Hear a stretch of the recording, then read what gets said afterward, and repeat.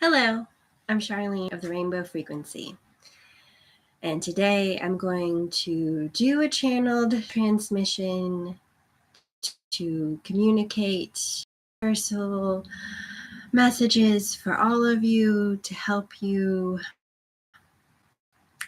however it resonates with you.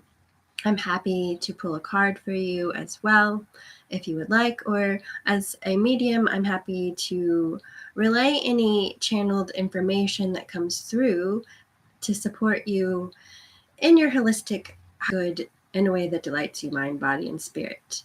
I work as an energy balancing practitioner and offer many psychic services because I am here to help things, people, places, animals, spaces, dwellings, buildings release trauma so that you can be free to be your best self, your most at peace, integrated self, interacting and engaging with the world around you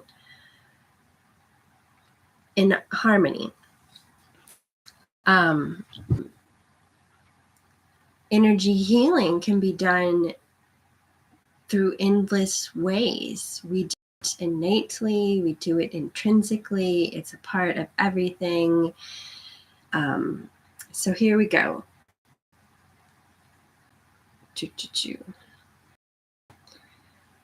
As a Reiki teaching master, this is what I've written to begin my education on the subject. The word Reiki is derived from two Japanese kanji characters, Rei, meaning soul, spiritual or divine, and Ki or Chi, meaning energy, cosmic life force.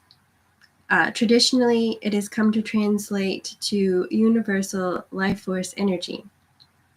In earlier times, Reiki has been referred to by different names. Around the world, many, many different names. Reiho was used and translates to spiritual methods.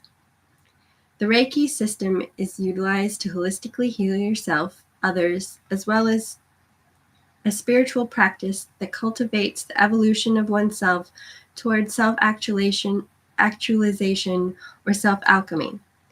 This vital energy or life force is thought to flow through the body and aura in a series of channels, centers, or meridians, sometimes referred to as chakras. Reiki is used to maintain the proper flow of energy throughout these centers or chakras. The symbols and mantras used in Reikis have been compiled from many cultures such as Buddhism, Shintoism, and Sanskrit, which is an ancient Indian language more than 2,000 years old. We can ascertain from this that energy healing in some form dates back to the early Indian mystics, along with Shinto and Buddhist teachings. Japanese priest Mikao Usui, who was born in 1865 and lived till 1926, is known to have helped bring Reiki to a wider audience in the 1920s. Usui was a Buddhist, but at the time, Buddhism and Shintoism were worshipped in unison. Along with these studies, he also practiced many forms of martial and mystical arts and a system known as Kiko, used to cultivate and control energy. Having this background enhanced his Reiki teachings to being not only about healing methods, but as a means to seek truth, knowledge, spiritual awareness, and expanding the heart to unconditionally love all beings. That, to me, is a very important part to understand energy healing. When I embarked upon this path, studying Reiki to be a Reiki teaching master, I was expecting to go by the book, to perform it in a very sort of clinical fashion, following hand placements and meticulously utilizing the symbols as they were taught to me.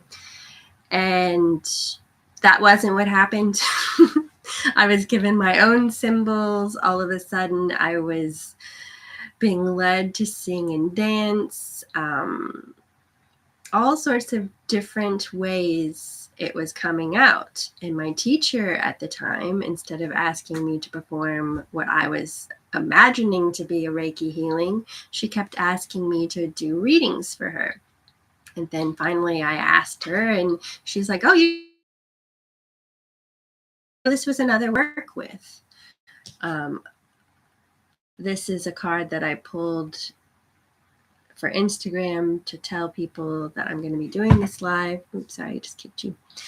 And it's from the Edward Gorey Fainted Pack, which I love Edward Gorey, a wonderful artist.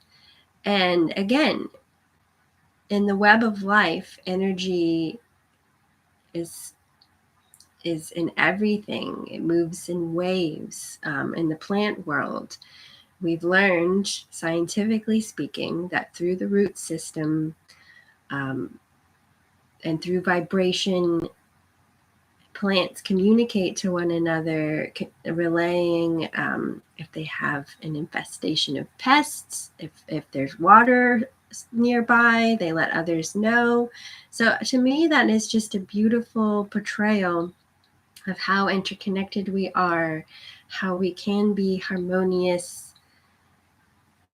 in this web of life should we choose. But again, in the plant world, you also have to pay attention to taking care of your own self in the environment, perhaps asking for help. A lot of the people that I'm involved with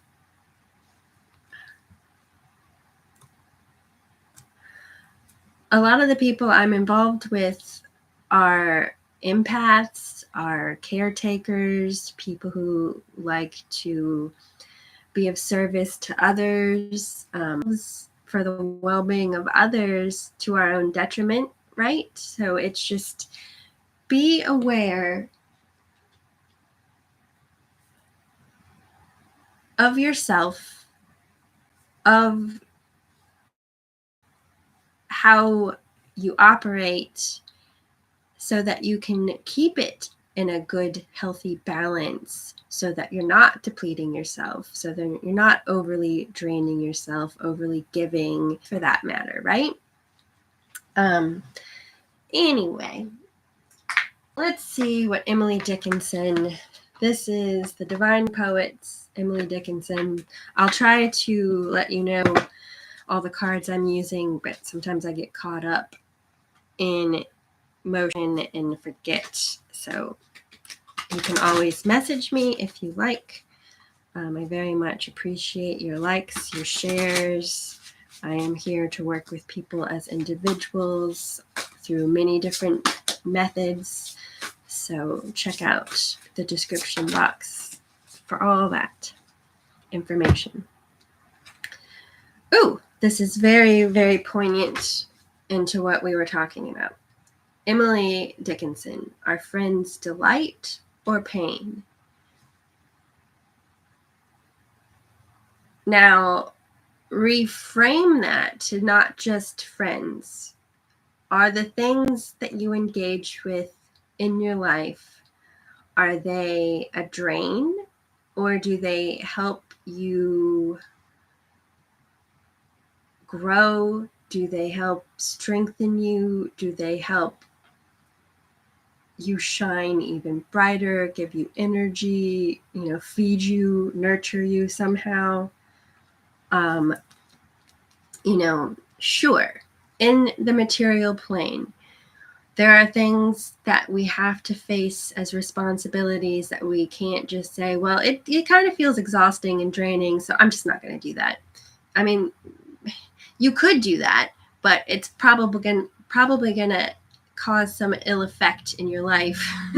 It's going to bite you in the butt somehow, right?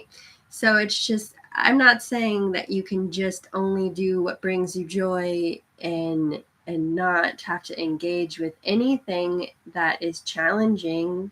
But at the same time, really be aware of where your time and energy goes, and whether or not in the big picture, is it really worth your time and energy? Is it depleting you? Is there a way that you can balance that better for yourself and all involved? Just food for thought. Actually, I'm being called to pull another Emily. Oh, a bomb upon the ceiling is an improving thing. It keeps the nerves progressive. Oh, that's a very interesting message. I love Emily Dickinson, and these are very pithy messages to chew on. Okay, a bomb upon the ceiling is an improving thing. It keeps the nerves progressive. This is saying to me, and as a teacher, something that I'm very much trying to get people to be more aware of.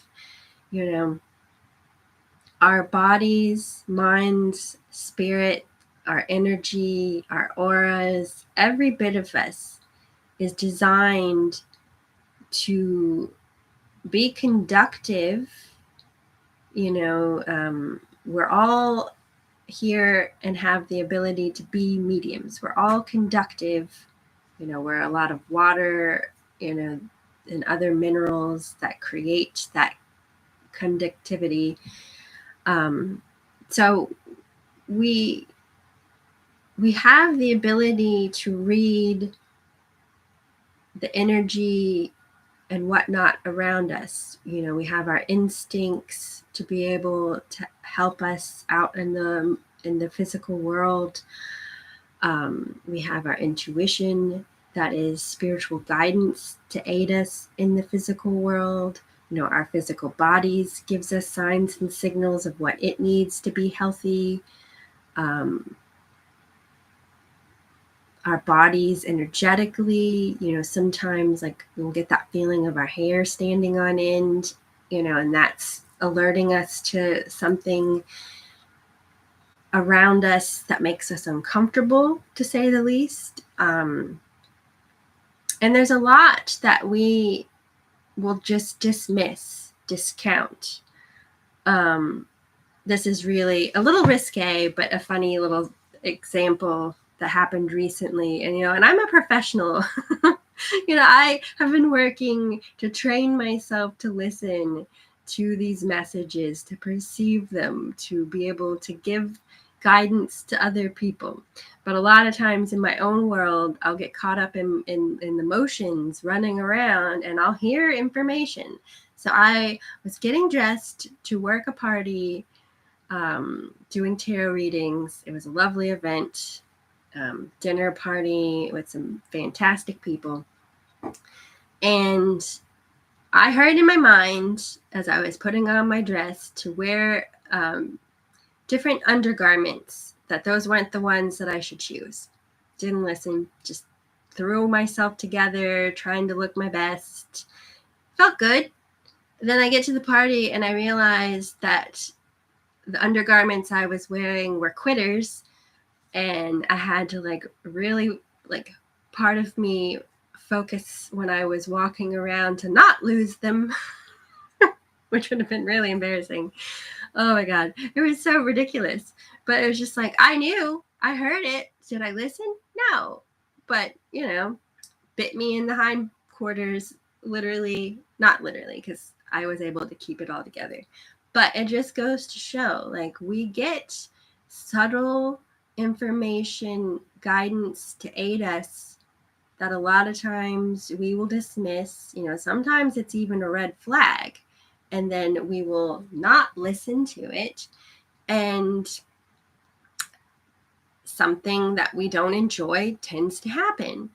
Now, a bomb upon the ceiling is an improving thing. It keeps the nerves progressive.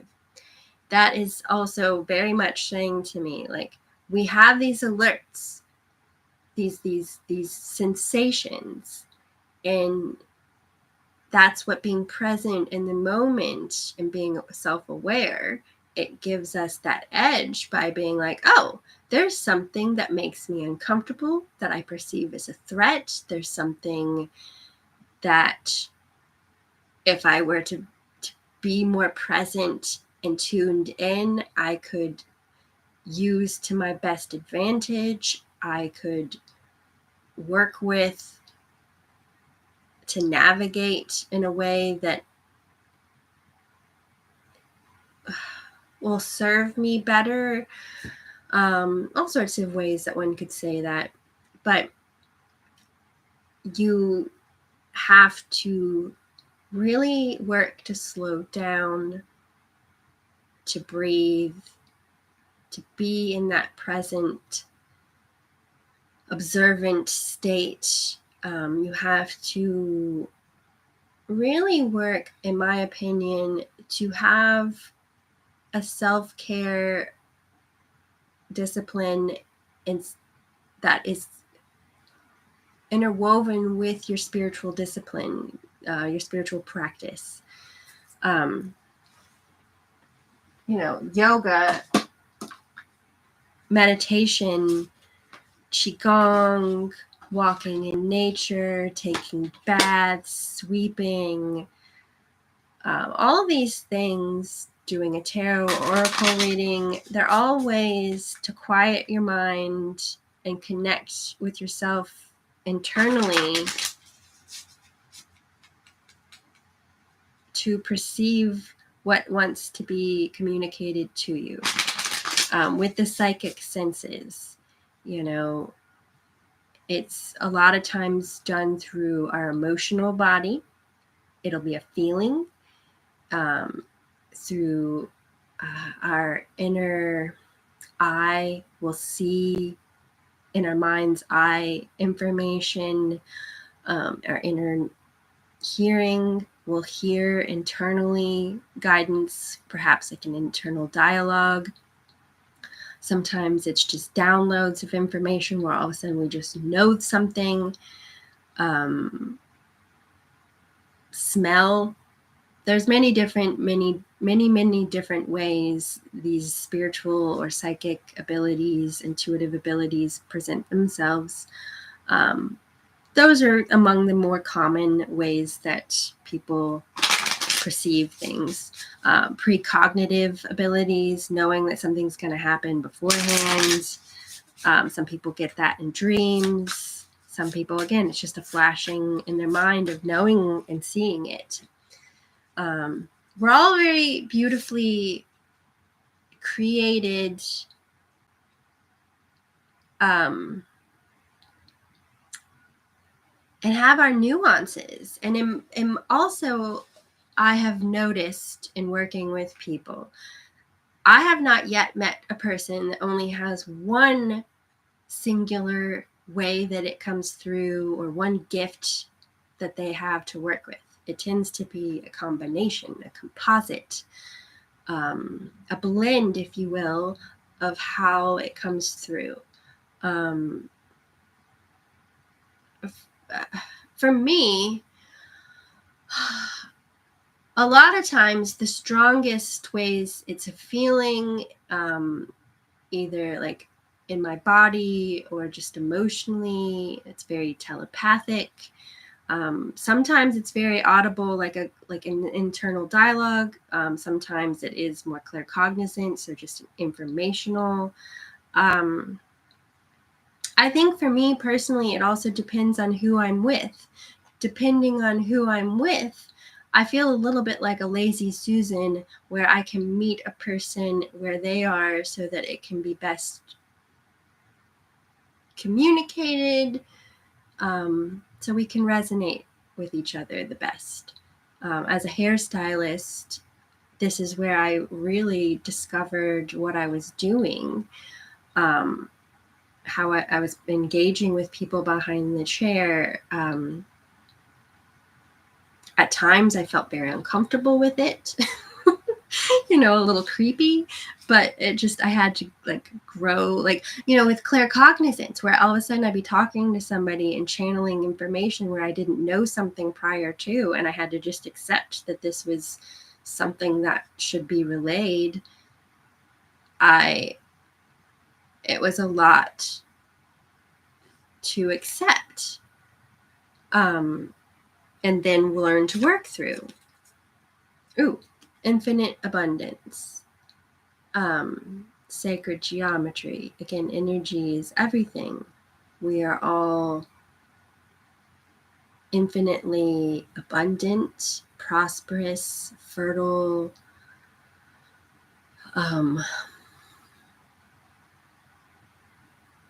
We have limitless potential. All sorts of amazingness in this. But we tend to self-deny. We tend to dismiss our ability to have this, deserve it, all sorts of things, right?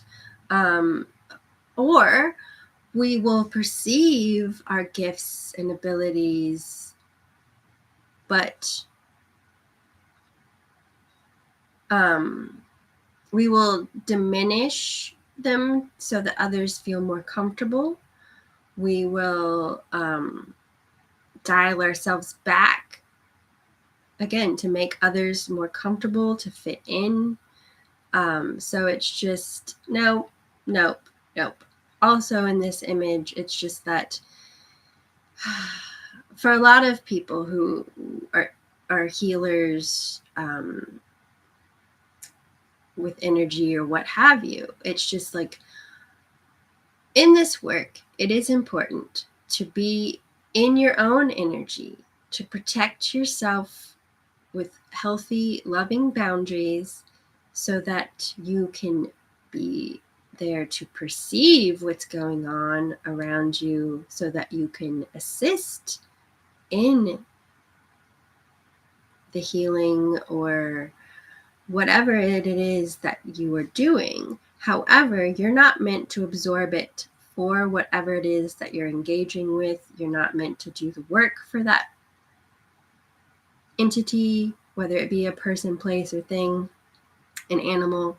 No. You're meant to have a reciprocal exchange that is in the highest good of all involved. So stay in your own container, stay in your own energy. If you're doing energy work, that's what is meant by you are the hollow bone through which the higher power can flow, and it's not depleting you. It's in the highest good of both parties. And in this energy work, from my own experience, and getting out of the way of feeling like you have to do it yourself, that's your ego being involved, by being the conduit for that higher energy or that higher frequency to flow through you in a highest good way that delights mind, body, and spirit all involved, then healing for both parties can take place. Not just the person being healed, but the healer and the healer both have a bit of healing that takes place. I've also recognized in my journey in this work that all that I am engaged with, there's a bit of information or lesson or, again, healing, wisdom, medicine, and what I'm relaying to them that I can then, with discernment, apply to myself as well. Hello, Brandon. Self-work is the best work. I am well. I hope you are well too. If you'd like for me to pull you a card or answer a specific question, I'm happy to. Actually, we're going to pull another card from this deck. Brilliance. Diamonds. It's also saying to us that it's through challenges, sometimes the obstacles, that's how we grow. It's meant to help us strengthen our brilliance. It's meant to strengthen our gifts and help us see how multifaceted we are and multidimensional, and how we can really, by doing ourselves the service of getting to know who we are as an eternal soul, what gifts and talents we have, how we're designed, then we can best apply ourselves to the environment for ourselves, being a service to ourselves and the world around us. I love it. Again, it's not a one-sided thing. We have many different aspects. We have different facets to us. Don't compartmentalize, integrate, and blend them together. All right. So that deck was Awake Inner Wisdom. Moving on to the Archangels and Gemstones Guardian cards. We got Green Calcite. Are you having a change of heart? Do you find that you're having a hard time changing the way you look at love and friendships? The only constant in life is change. Take time to adjust and nurture yourself as change takes place. Honor and accept change. A lot of us, as we're healing, if we've been in codependent relationships, if we've been in relationships where we were people pleasing and people were used to that, if you're changing some of these patterns and behaviors, those who liked that about you might fall away. That's going to be a part of that healing journey where you release some of your attachments so that healthier relationships can come in, have healthier ways of living can come in.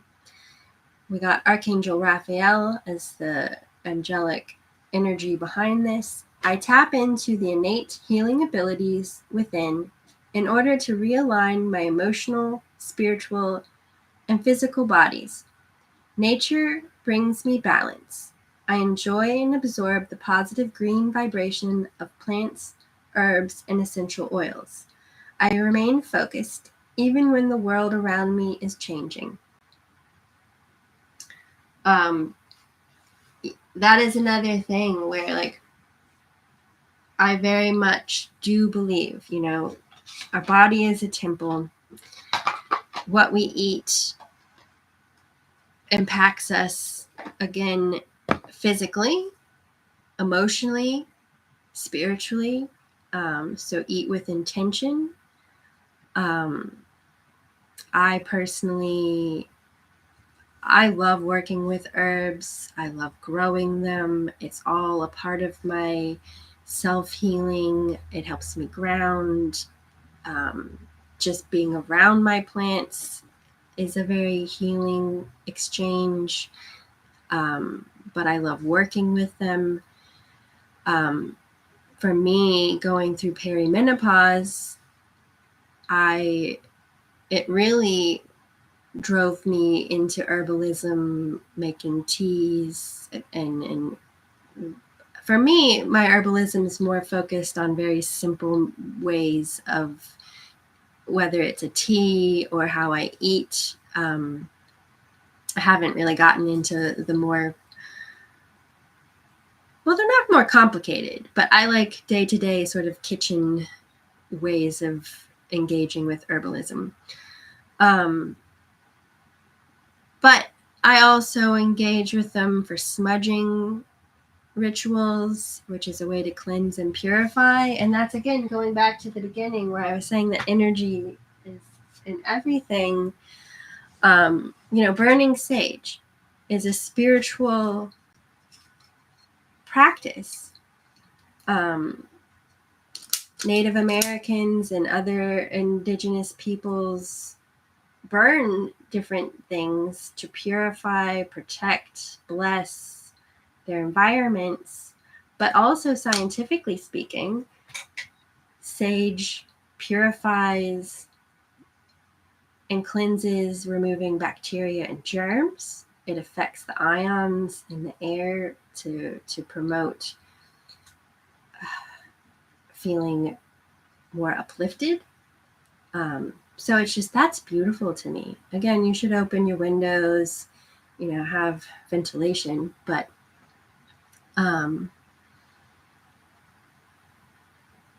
thank you, Brandon, who says, keep up your hard work. You will be recognized in due time. Don't lose faith in yourself.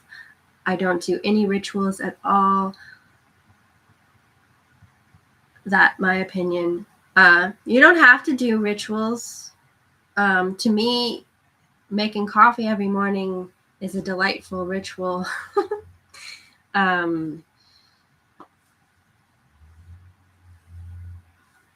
There are many ways to me that I perceive us doing rituals as a daily practice. Again, monks would sweep, and that was a ritualistic practice of meditation for them. So let's burn some sweet grass to bring some sweetness in.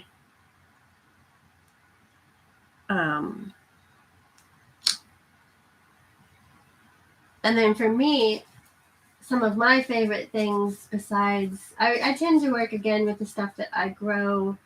Garden sage, lavender is one of my big time smudging herbs, but let's burn a little mugwort.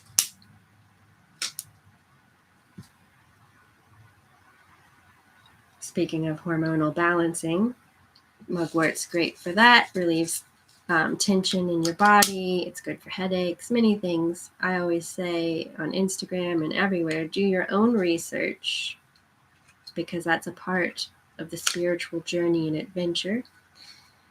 But, there are many different ways that we can engage in healing energetic ways, whether it's, again, cook for yourself, thinking about what ingredients you're working with, what you are thanking them to provide for you as far as nutrition and well-being.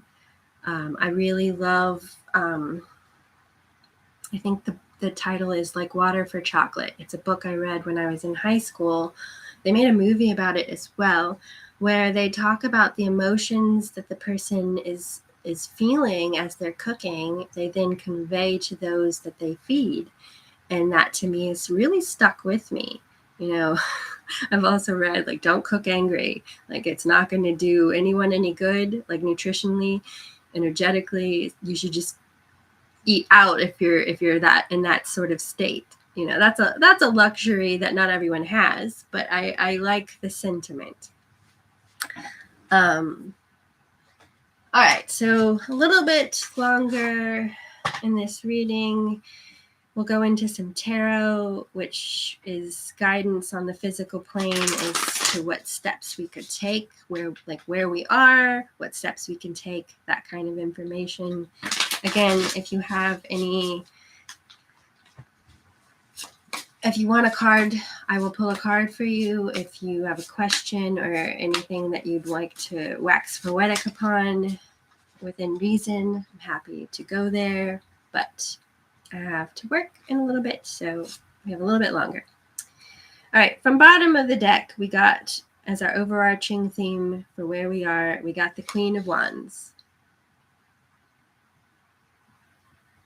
The wands, the rods, it's our spiritual body. It's our passion, our creativity, what we soulfully want to bring and birth into the physical world. The Queen of Wands is saying we're really at a stage where we're encouraged to really nurture our intuition, our connection of our heart and soul, what really ignites us, fulfills us, brings us that inner satisfaction. What is it that you came here to experience? This is what you're really cultivating and here to master for yourself. And in this card, not in this deck, which is the Surrealist Tarot, there's no black cat with the queen in this card, but typically you see a female figure on a throne with a black cat around her, and that's signifying being in touch with your emotions and your intuition is very much a component of being able to really work with this part of yourself. Your emotional body is, and one way of articulating it, how it flows through you into the material plane.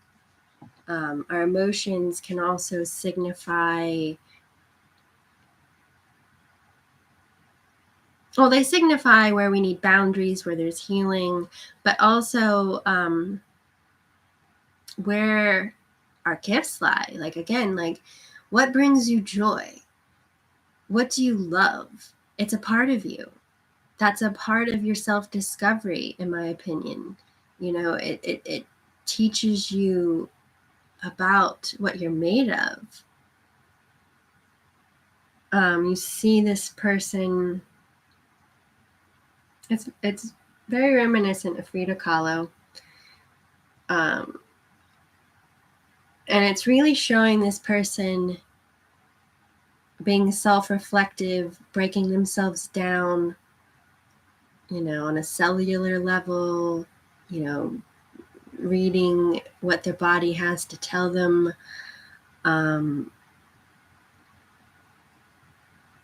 You see a skull, that's that death of self, removing the head. So it's that, one could say, becoming lovingly detached so you can achieve higher consciousness. I love it. I love it. I love it. I love it. All right, where we are currently, we got Six of Wands. Six of Wands is showing up as your best self, as your rock star self, shining your divine light brilliantly, confidently, knowing that this is what you're here to do, and it creating more balance, love, and harmony for you. So step out of your comfort zone. Be creative without expectations and just enjoy the process. Layla Salem, can I have advice? Yes. Yes, you may. Would you like a tarot or an oracle card, or do you want me just to choose? And do you just want me to tell you what you need to know right now, like what comes through, or do you have a specific question in mind? I'll choose.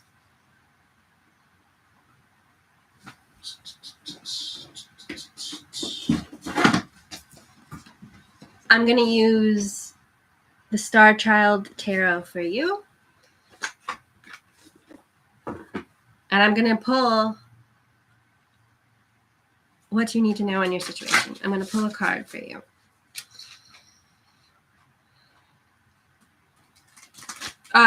The first thing that's coming through and this is really guidance for lots of people, is really begin by focusing on breathing. A lot of times when we get stressed, we stop breathing, or we'll breathe shallowly, like it's a part of being stressed. So focus on breath work. One good place to start is if you're in a fear, faint or flight state, if you're in that stress loop of panic or what have you, breathe in for 4 counts. So for 4 counts, hold it for 7, and then exhale for 8. Start by doing it out from your mouth. Then you can, as you start to settle down, start to exhale out through your nose instead. Okay. What should I do? Temperance. Temperance, which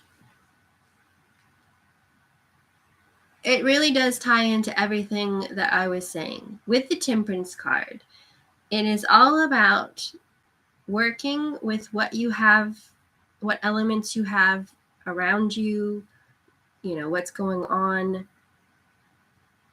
in your life, and trying to temper them as best you can. One of my favorite ways of looking at this card is a kitchen witch. When they're making something, sometimes things will get a little too salty, a little too bitter. So then there's something that you can add to the equation that will counterbalance what's happening. So one aspect that just rang out in my mind was, instead of fighting like with like, fighting fire with fire, so to speak, if someone's being really bitter,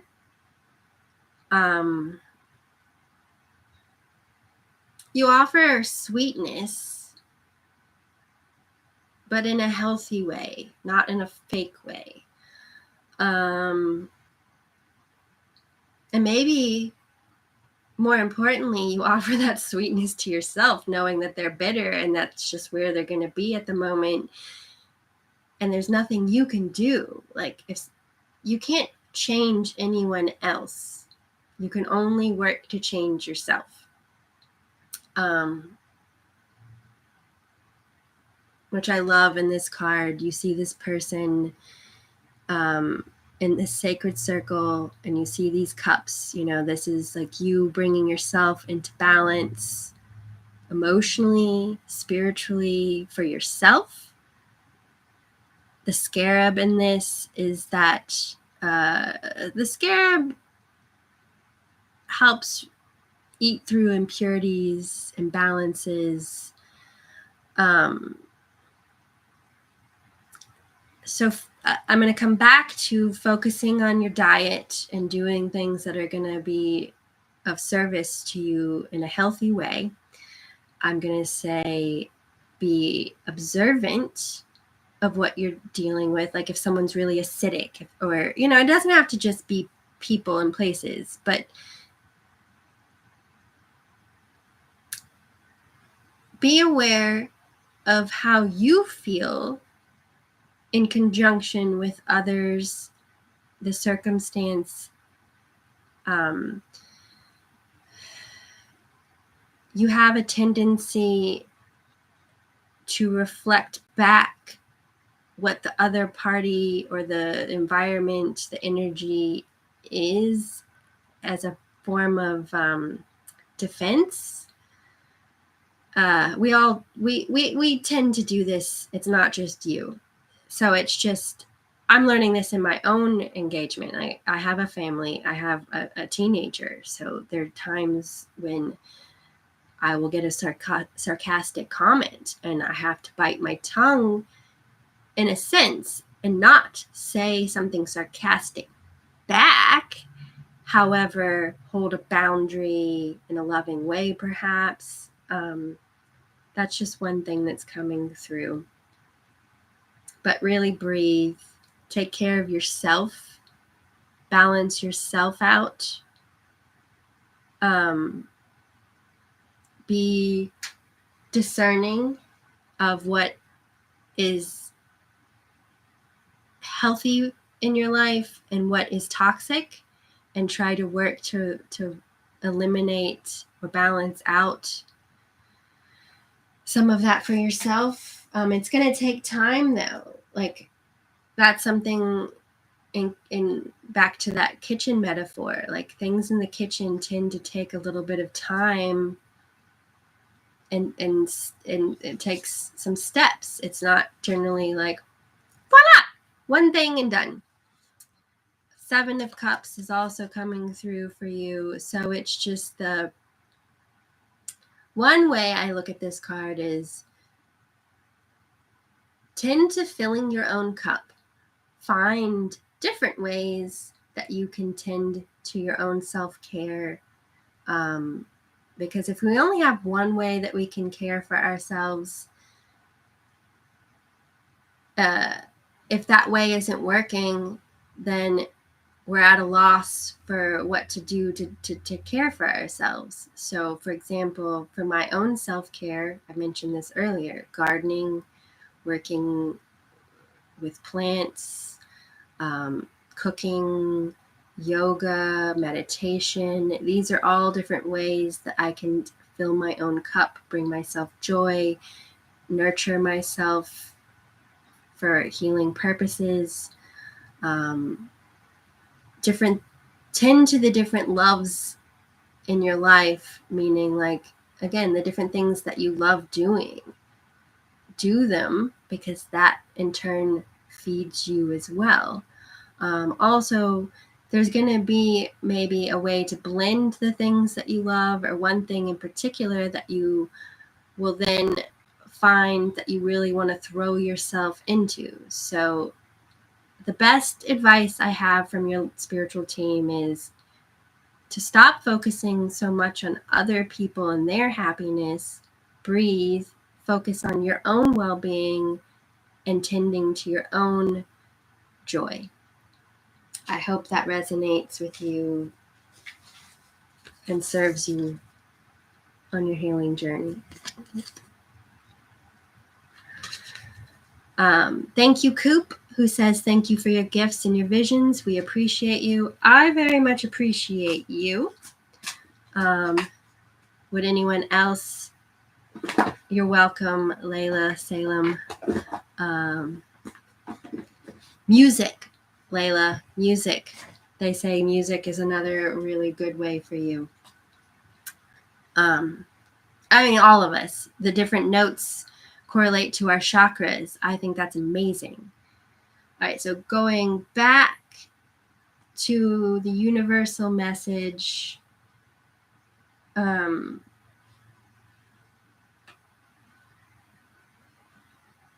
of focusing on coming to the stage, the world stage, if you will, as the unique, divine rock star that we each are, the energy that is here to shine brightly and add to the love, harmony, and beauty of the environment.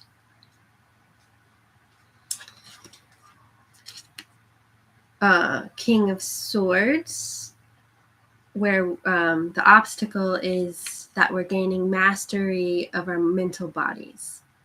You know, again, having discernment with what is in alignment with our own truths, what is true, what is true about ourselves, like what we want to believe about ourselves.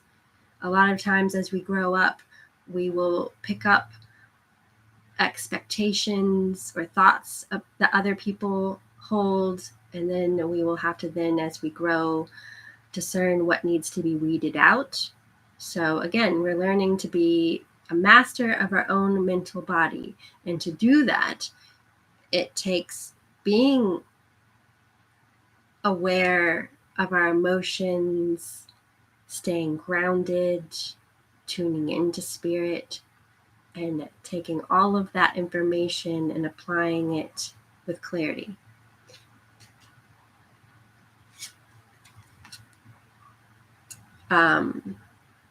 Advice from Spirit, we got the High Priestess. So that is figure between two columns.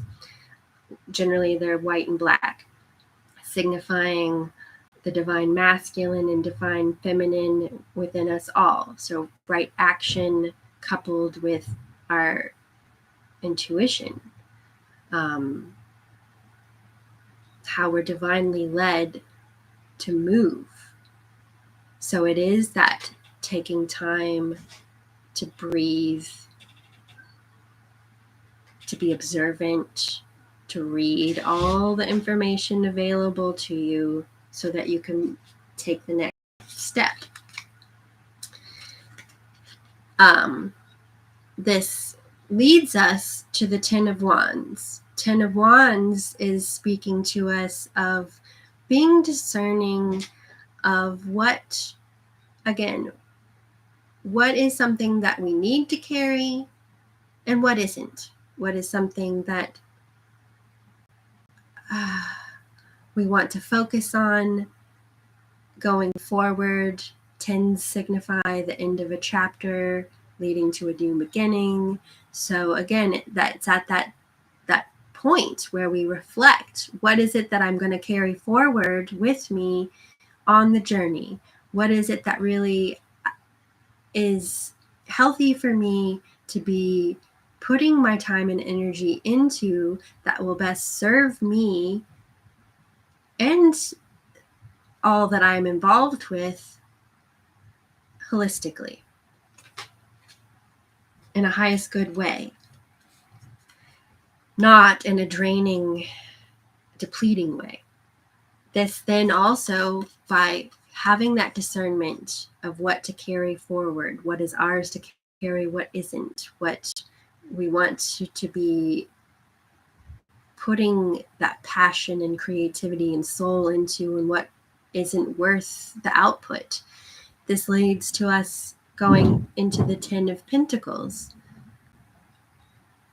Ten of Pentacles is about building our abundance in the material plane, having that legacy that we want to cultivate, that on our deathbed we can reflect upon and be satisfied with.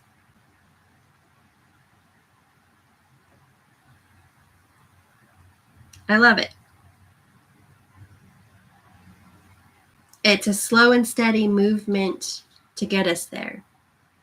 So I hope you enjoyed this transmission. Best wishes, all the love. Be well holistically for yourself and the environment you're a part of. I'm here should you wish to work with me as individuals on your own healing journey, through cards, guided meditation, all sorts of ways. See you next time.